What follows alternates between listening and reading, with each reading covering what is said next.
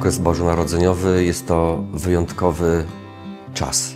Adwent przygotował nas do tego, że jesteśmy gotowi na narodziny Jezusa Chrystusa.